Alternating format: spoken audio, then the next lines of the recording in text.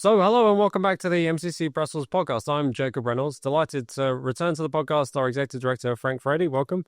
Great to be here. And also returning our Research Fellow, Richard Schenk. Welcome. Happy to be here. So this week on the podcast, we're going to be starting with Germany, where firstly, the AfD have been branded officially by the intelligence services as extremists, and this coming in the same week as it looks like Friedrich Merz's chancellorship might be over even before it's begun. We're also going to take a look at Romania, where George Simion has taken the lead in the first round of the presidential election there. We'll be discussing what that means for Romania and Europe more generally. And we'll also come to Hungary, where yet again, the European Commission is launching proceedings against Hungary over immigration issues. So first, coming to Germany, and the week began with really outrageous news that the intelligence services have officially declared on the basis of a somewhat secret 1,000-page report that the AfD are an officially extremist organization. Some bits of it will leak to friendly journalists, but it looks like an assembly of kind of quotes taken from Twitter and elsewhere about various AfD politicians. But this is very significant because it not only opens up the possibility of greater kind of spying activities on the AfD, but also throws open the question into mainstream political debate about banning the AfD altogether. Richard, could you tell us what they're kind of alleging about the AfD and why this matters? Yeah, the core argument we know so far from this report that this has not been fully published is that they accuse the AfD of having an ethno-cultural definition of Germans. So besides being a German citizen, the AfD claims that there's something like a ethno-cultural German that you can identify even if this person maybe is not a German passport holder, or if there is a German passport holder who is not of this German identity, and you should be able to identify this. And they claim that this is basically degrading people who are German passport holders, who are German citizens, but not of German ethnic origin, into a second-rate citizen status. This is the core argument they make. I mean, it sounds bad, but if you think about it, I mean, most people in the entire world can say that they are Germans who are identifiable as Germans even before you ask them about the citizenship status. Mm. And also it's very interesting because, I mean, it's the federal bureau that is supposed to protect the constitution. And if you look in the German constitution, Article 116 clearly states that they are Germans defined by belonging to the German people, that are equal to German citizens. So this is a concept that is baked into the German constitution, and how this is supposed to be unconstitutional is currently a riddle. We are waiting for this report. Yeah, and Frank, I mean, it's even a kind of naive outside observer, it seems quite obvious what this is about, which is delegitimizing the AfD, who have become the largest opposition party, and according to some polls, the most supported party in Germany. You know, I'm not really surprised, because if you look at German history since the Second World War, it's been the one country where what's called militant democracy has been institutionalized. And what militant democracy basically means is that the state has got the right to preempt the emergence and the rise of political movements that it deems to be the threat to democracy, which basically gives the state authorities the freedom to decide who is and who isn't a threat to democracy. And that's why I think what's happening here is a very dangerous consequence of that kind of ideological orientation, because it basically allows the secret services and the police to make decisions not on the basis of any crime you've committed, but on your political outlook. So you criminalize people's political outlook to the point at which a most sensible proposition, the fact that there's an ethnic relationship to being part of a nation, is seen as somehow a cultural crime. And, you know, if you look at the way that nations and nationalism has evolved, even with the most civic, democratic forms of nationalism, there's always been a recognition that there is an ethnic underpinning to that. So basically, you know, you could come to Germany from Turkey or wherever and become a German citizen and become even German. But unless you have Germans that are ethnically and historically part of German society, there's going to be no Germany. And it seems to me that unless we recognize that there is always an ethno element to any kind of national consciousness, and that's quite consistent with democracy. Unless you recognize that, you end up with denationalizing people's identity altogether, which is what is the assumption behind this particular charge against the AFD. Yeah, I mean, I remember when people on the liberals on the left used to be quite suspicious of the intelligence services and the police, but when it comes to the AFD, you have to swallow everything that they say wholesale. And Richard, it's interesting that this comes as the culmination of an inquiry that was launched by Nancy Fraser, the interior minister there, and just as she's stepping down from that post or kind of being forced out, this is kind of her parting shot against her, obviously the arch enemies, not just of her, but of the German political establishment. Yeah, I mean, Nancy Faeser began the presentation of this entire report with a giant lie. She said that this is an independent investigation. It is not. It was the Federal Bureau for the Protection of the Constitution is part of the portfolio of the Ministry of the Interior.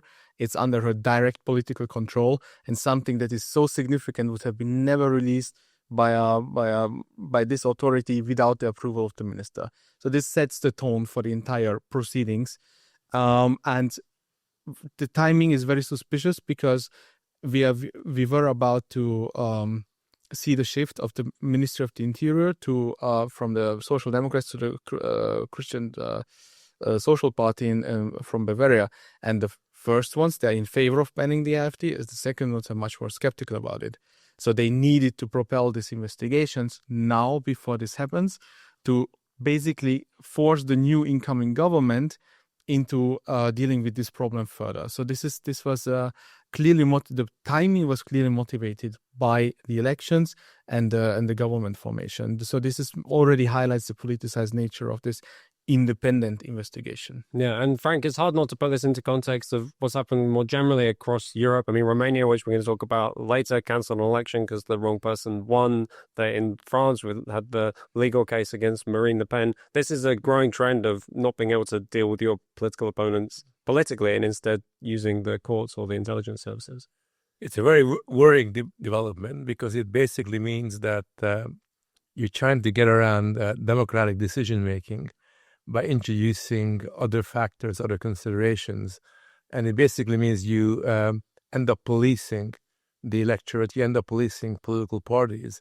And the idea that there is a sovereign, independent electorate who is able to make decisions who have real consequences is directly undercut by the fact that at the end of the day, a single judge or 2 or 3 judges have more power and more influence over political outcomes than millions and millions of people who voted for a particular kind of party.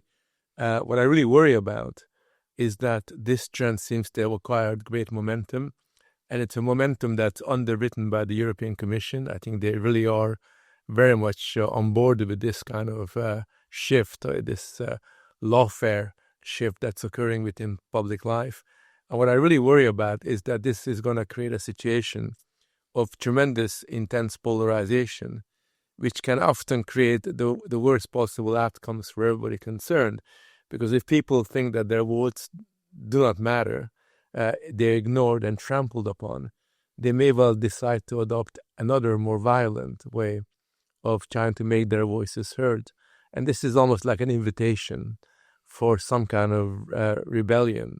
Because if millions of people are thwarted in this kind of a way, there will be some people who will resort to using more direct means, which I'm not in favor of, but which is very much of a possibility when you adopt this kind of repressive political tactic. Certainly is a dangerous, increasingly dangerous moment for European democracy. But Richard, I mean, this came in the same week, coincidentally or not, maybe an argument, as Merz was due to kind of be sworn in or receive the official backing of the parliament for his chancellorship after the coalition agreement has been inked by the SPD and the CSU-CDU. But then that didn't happen. In fact, they had to do another round of voting. So in the first round of voting, he failed to meet the threshold of required votes. What happened? It seemed like the CDU-CSU thought this was a kind of a shoe-in and they didn't have to worry about it, but instead there was some kind of rebellion.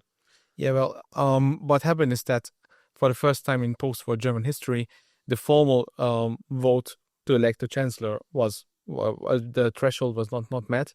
This was I mean, they took the elections were in February. Until today, they negotiated, and the president waited with his nomination for the person of a chancellor until these negotiations were finished and a formal coalition agreement was signed.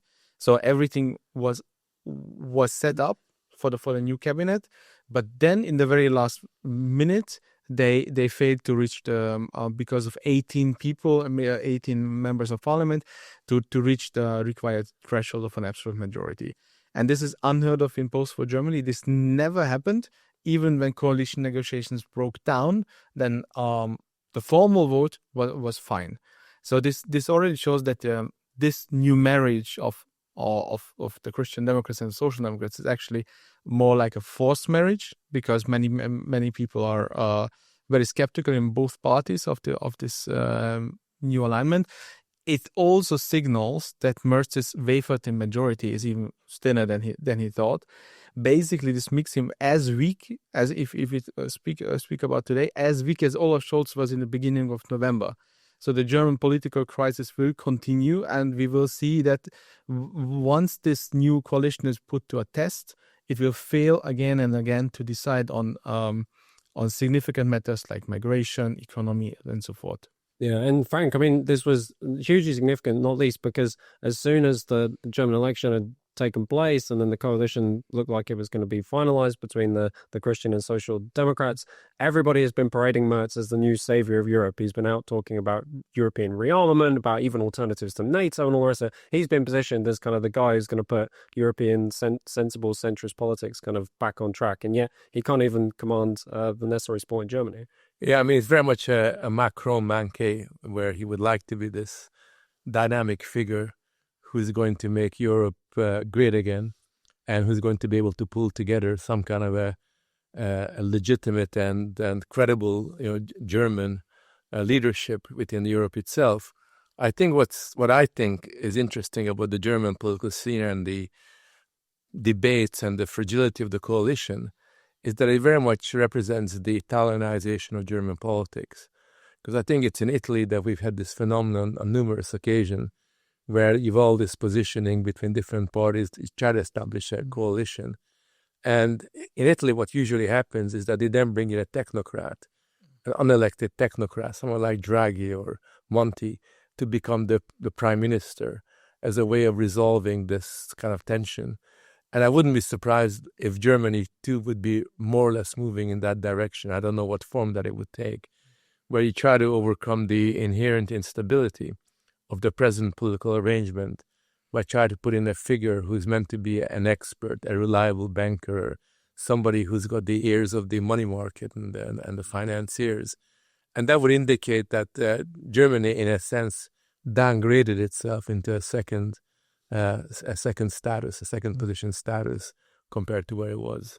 Yeah, and I mean, in some ways, that was what Merz was supposed to be. He was supposed to be the sensible guy with the banking history and all the rest of it to come and kind of rescue German politics. But Richard, the one of the interesting things, but lots of recriminations about who's responsible for this. Maybe there were a few Christian Democrat defectors. Maybe the Social Democrats kind of stabbed them in the back. But in a way, Merz's party had already given the game away with the coalition agreements and most specifically with reforming the debt break earlier on. So he's already kind of signaling weakness.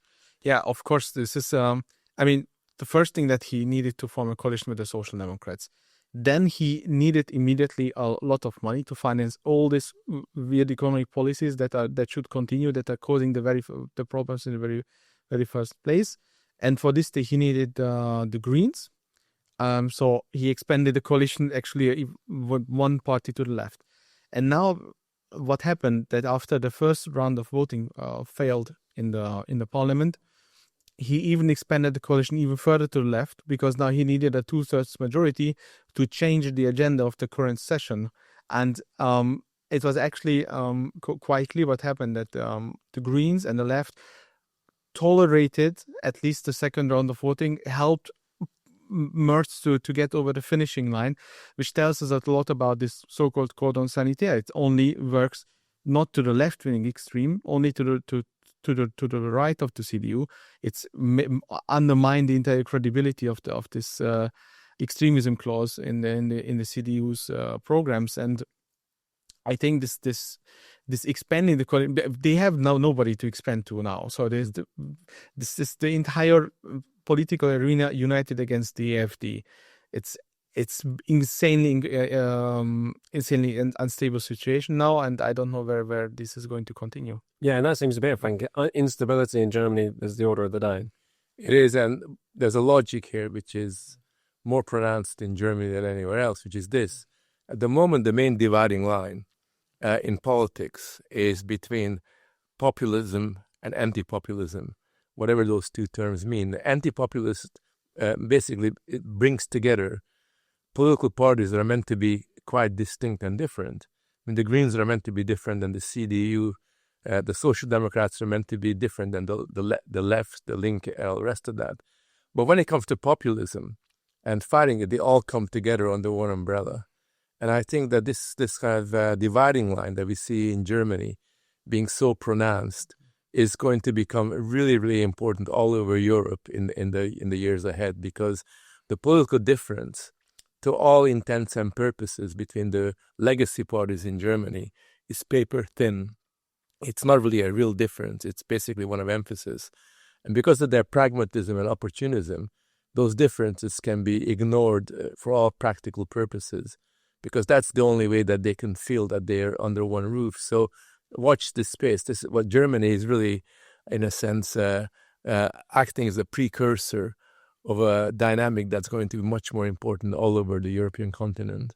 Yeah, this actually mirrors, if you look into the European Commission, in 2014, Jean-Claude Juncker was elected by the European People's Party and the Social Democrats. 2019, von der Leyen was elected by People's Party, Social Democrats, and the Liberals. Now in 2024, second re-election of von der Leyen, EPP, Social Democrats, Liberals, and Greens. So we see this pattern emerging all across Europe.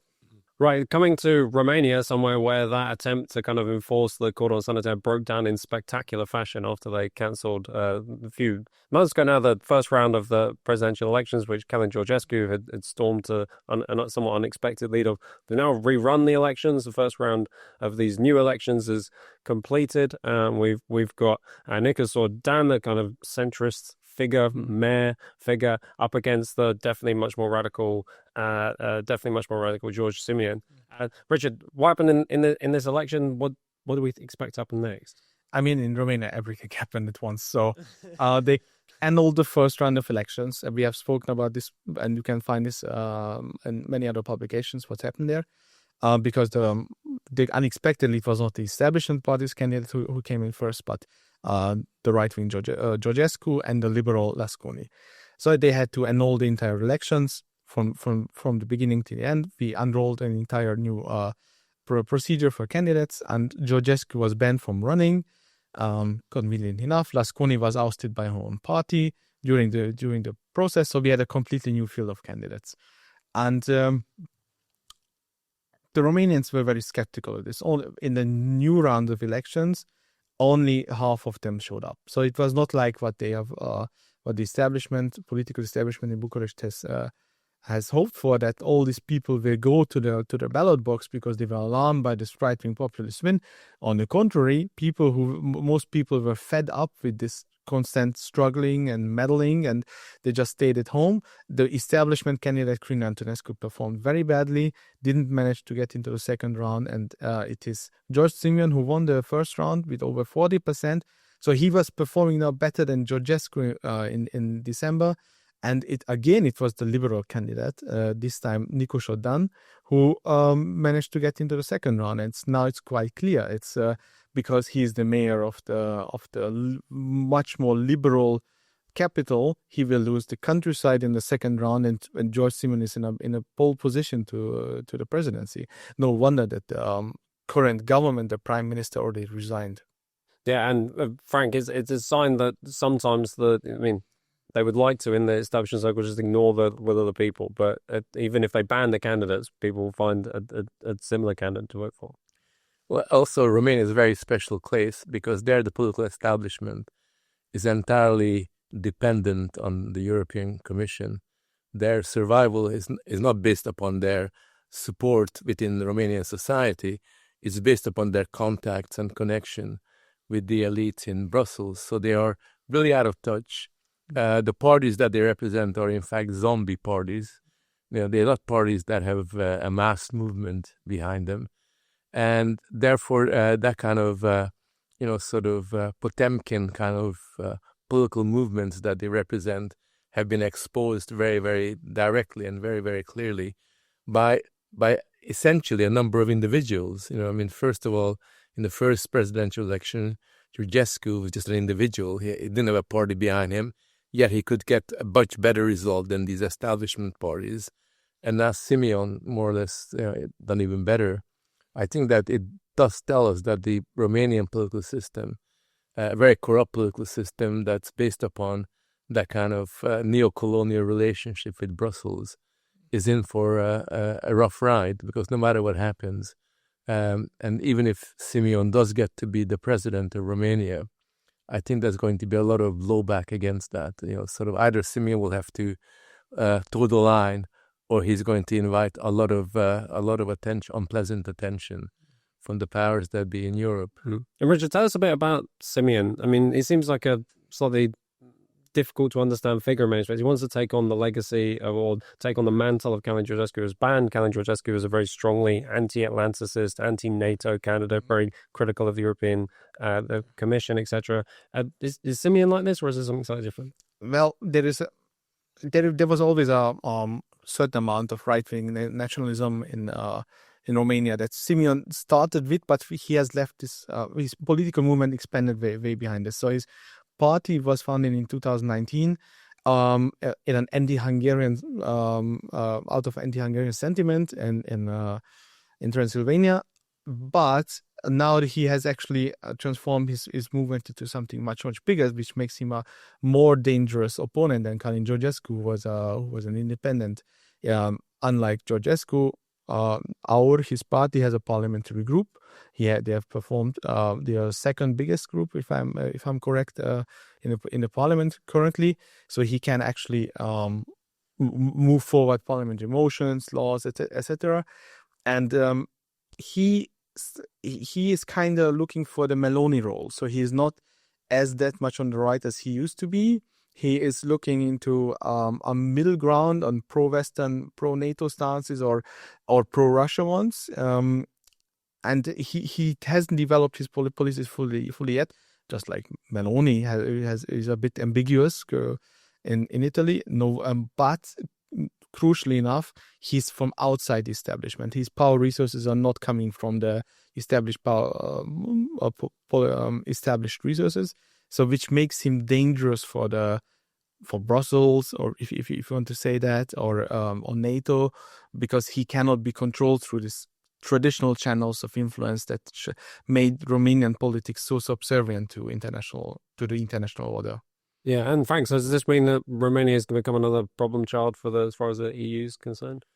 It depends. Simeon has said that he politically is in the same kind of camp or as Orban is in Hungary, albeit his anti-Hungarian political past, I think, is something that would kind of separate the two, quite fundamentally.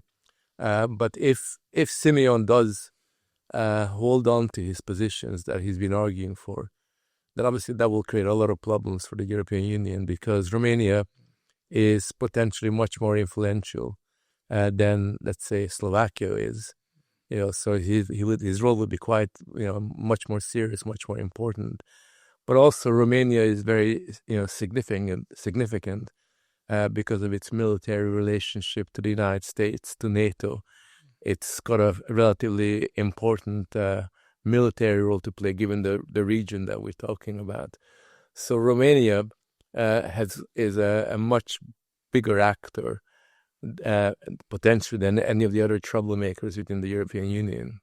That could be quite interesting. So the key question is he going to go down of pragmatism and become a good boy in the way that some people are hoping, or is he going to become consistent with his outlook and try to kind of promote a much more independent sovereigntist approach for Romania. Yeah, well, it seems like he will win the runoff, although given everything's happened in Romanian politics recently, we probably shouldn't bet on anything happening just yet, but we'll analyze that when we get to it. Finally, we're coming to Hungary. It seems that barely a month can go by without some kind of announcements from the European Commission that they found something wrong with what's going on in Hungary that needs to have a court case brought or funds suspended. This time around, it's the role of a series of regulations and laws that Hungary passed with regards to how it handles people smuggling and stopping the activities of people smugglers on the Hungarian border. Hungary, basically, position seems to have been, if we deport criminals from our country, we get rid of them, we don't want them staying, and even if those are people smugglers, whereas the European Commission seems to be suggesting that they have to keep the people smugglers in their country, even if they're kind of contained. Frank, is this just another kind of outburst of anti-Hungarian sentiment? Yeah, I mean, if Hungary didn't exist, what would the European Commission do? I mean, they're probably sitting around twiddling their thumb, saying, we got to have a reason for existence. Let's give Hungary a hard time this week by raising yet another issue. And I think in this particular case, what they essentially are saying is that Hungary hasn't got the right as a sovereign nation to determine how it handles criminals that enter its society. And it seems to me that Hungary's position on this question makes absolute sense for a small nation, that you don't want to provide resorts and hotels and apartments and for all these kind of illegal, criminal basically slave drivers, but you want to get rid of them, and if Hungary didn't do that, then I think we'll create a lot of problems for itself. So I just hope that Hungary has the strength to be able to withstand this kind of pressure, because what's going to happen is this will go to the European Court of Human Rights. The judges are they got the memo from the Commission as to how they should react. They will find Hungary guilty of something, and they will probably say Hungary will have to, either meet their demand, or if it refuses to accept their judgment, it will be basically penalized by paying, 5 million euros a day until it changes its mind. Richard, there's something ironic about this case particularly, because after years of the European Commission accusing Hungary of enforcing its borders too strongly, they're now trying to say that no, actually, Hungary is somehow undermining Europe's common borders by its actions with people smugglers. I think this is a part of a bigger problem, because they have created an international legal system that is basically encouraging a lot of pro-migration NGOs to punch one hole after the other into the legal system. And it's one thing about Hungary and the smugglers, but on the other side, it was or even the UK is not deemed as a safe country for a German court to send an Albanian criminal back to. It's insane. We are not Albanian criminals, I think, in So this is at one time they use EU law, then it's the European Court of Human Rights. So there's always something where you cannot send back a criminal to another country, into a prison where he belongs to. And because this prison is understaffed, where this prison is not enough daylight. So this is done on purpose by organizations. They want to create legal uncertainty so that people actually can move across borders, because all these procedures are taking so long and so complicated that in many cases the authorities just give up, throw in the towel, and then they don't enforce the law. Whatever happens, we'll follow this case closely, but we suspect, as you say, it'll be another kind of knock in the EU's borders. But for now, that's it from us from the MCC Brussels podcast. Thanks so much to Frank for joining us. Pleasure. Richard, thanks for joining us. It was a pleasure as well. Thanks for watching, and make sure if you enjoyed the MCC Brussels podcast, make sure you're subscribed on YouTube. Give us a like and send us a comment. We'd love to hear how you enjoyed things and what topics you'd like us to tackle next. But see you next week at the same time.